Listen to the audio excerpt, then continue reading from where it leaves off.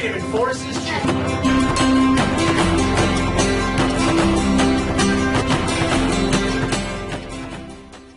Hi, and welcome back to Mr. Raymond's Social Studies Academy, where today we are going to look at colonial governments in the 13 colonies. Now, last time we compared the social and economic lives in the different regions of the 13 colonies, New England, the middle and southern colonies, so check that out if you haven't already.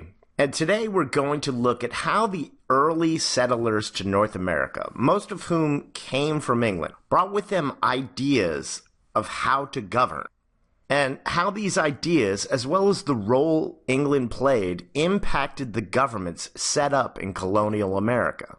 For most U.S. history classes, you need to know how political life evolved in the colonies and the influence that European governments and movements like the Enlightenment had on growing demands for democratic policies. And we will cover those today. But before we do, just a reminder, teachers, that this PowerPoint with a variety of resources are available at Teachers Pay Teachers. Just click the link in the notes below this video or search for Mr. Raymond's Social Studies Academy at Teachers Pay Teachers.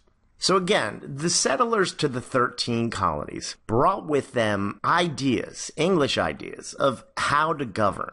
England was one of the few European countries that had a representative government in which a portion of the population had the power to vote for members for one of the houses of Parliament, England's lawmaking body. This made England different from their rivals, France and Spain, who were ruled by absolute monarchies where the king or queen controlled all aspects of the government.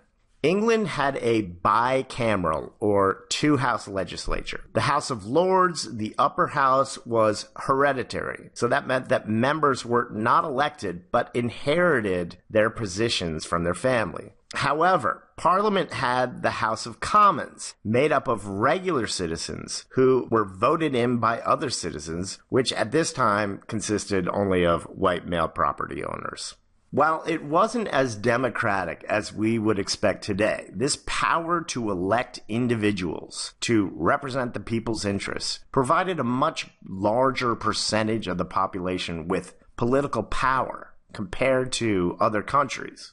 People in England also had an expectation of having rights and civil liberties, a concept that dated back to the year 1215 when King John was forced to sign the Magna Carta. This document contained the idea of limited government, in which the power of the king or the executive should be limited and shared. And also contained in this document is the concept of rule of law, the notion that not even the king or the government was above the law. It also contained rights, such as the right to trial by jury, and although these rights were only for the nobility at the time, they would eventually spread to the people as well. Now, monarchs in England after King John would take back part of that power that he had lost. But later, in the year 1689, the English Bill of Rights was signed by King and Queen William and Mary. And this greatly limited the power of the monarchy. It solidified the transfer of lawmaking power into the hands of the elected assembly and out of the hands of the king. This would guarantee that only Parliament had the power to tax. This document also further protected rights to trial by jury, freedom of speech, no cruel and unusual punishments, and also found in this document is protections for free elections. Again, at this point, we're only talking about a small percentage of the people, but the foundation for free elections is something that would carry over to the 13 colonies. The English Bill of Rights was created in a period of time known as the Enlightenment. Starting in the late 1600s and lasting through the 1700s, this was an intellectual movement that spread across Europe when people began to question the king's, quote, divine or God-given right to rule.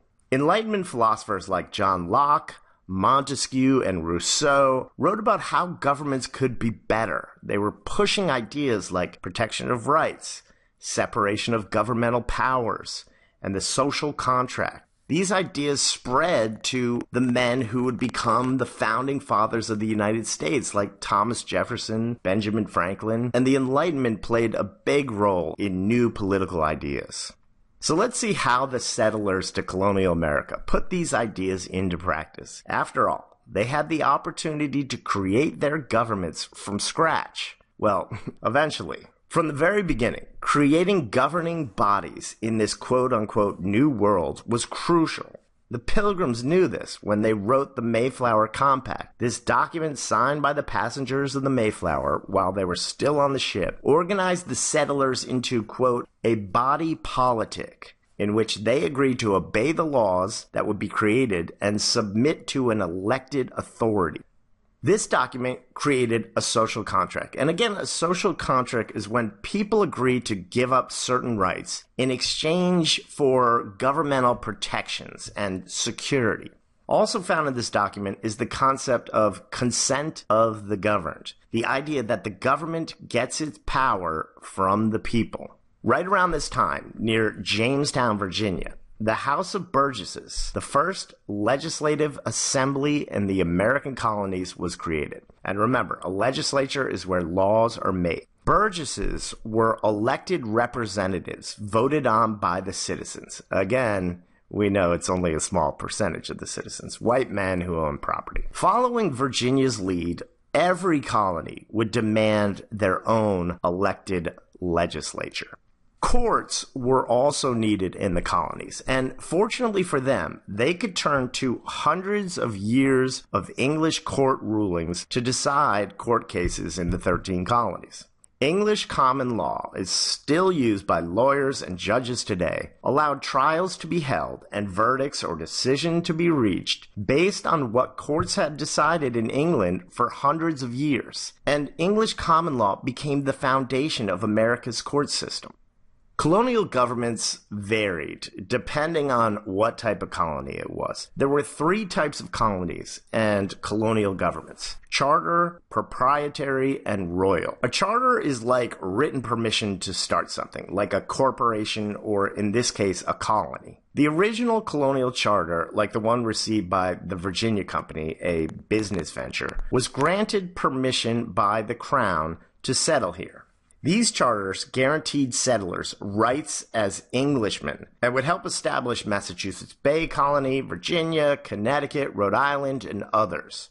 Colonies that held charters elected their own governors and legislatures. These colonies enjoyed the most democratic freedom, but in the end, only Connecticut and Rhode Island would hold on to their status as charter colonies. Another type of colony was a proprietary colony, and these were considered the property of an owner or a group of owners, usually friends, relatives, or business associates of the king. Several colonies started out as proprietary colonies, but only Delaware, Pennsylvania, and Maryland kept this status. In proprietary colonies, the owners appointed governors and officials, but most allowed for elected assemblies, but this differed depending on the owners.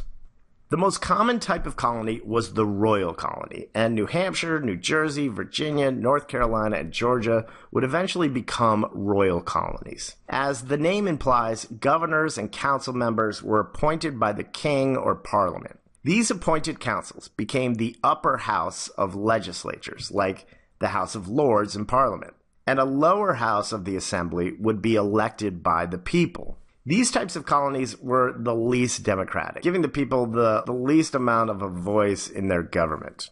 Again, many of the colonies that started as charter or proprietary colonies eventually became royal colonies, as power reverted back to the king and parliament. Massachusetts, which started as a charter colony, was governed as a royal province, and this frustrating lack of power would cause tension between the colonists and England. After all, royal governors often did what the king or parliament told them to do. And when governors and appointed council members began taxing and taking away liberties in the 1760s, the colonists began revolting, as we can see here in this picture of a mob attacking Massachusetts Governor Hutchinson's house in 1760 in Boston. Frustrated colonists vented their desire for more political participation at what became an increasingly important governing body, the town meeting. Town meetings, a tradition especially important in New England, accomplished much of the governing in the 13 colonies. Town meetings often allowed for much more political participation, in which local laws were passed. As tensions with their British rulers rose, the town meetings often became a place where colonists increasingly vented their frustrations with the British and were the scenes of new calls for independence. Inspired by the writings of the Enlightenment and increasingly outspoken newspapers, colonists in the mid-1700s began to speak of the need for more freedoms and democratic practices and self-government. And that's where we'll pick up next time, with a look at how the British policies that would eventually drive the colonists to declare their independence from England would lead to the outbreak of the Revolutionary War. But before we do, let's review. Governments in the colonies were influenced and sometimes controlled by this country. You've got to know that. England. This document, written in 1215, established rights and the idea that government should be limited, government power, that is. The Magna Carta. This document, signed in 1689, further reduced the powers of the king or queen and established more rights. The English Bill of Rights. This period and movement spread ideas for better governments throughout Europe and eventually the 13 colonies. The Enlightenment.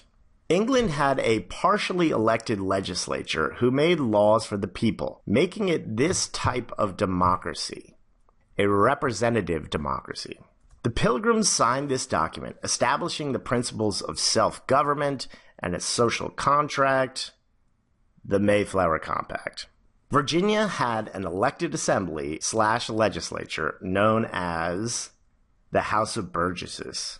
Colonial courts used previous English court decisions to decide cases in a system called English common law.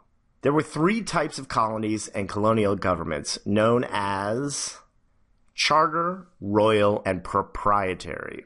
Tensions often arose with this royally appointed executive of the colonies when he carried out England's orders, the governor. And that's it. I want to thank you guys for watching. Be sure to subscribe because up next we're going to be looking at that rising tension with England and the British. And just a reminder, teachers, that this PowerPoint with lesson plans, worksheets, quizzes, guided notes, smartboard activities, and much more are available at Teachers Pay Teachers. Click the link in the notes below this video or go to Teachers Pay Teachers and search for Mr. Raymond's Social Studies Academy. Again, guys, thanks for watching. Keep up that good work.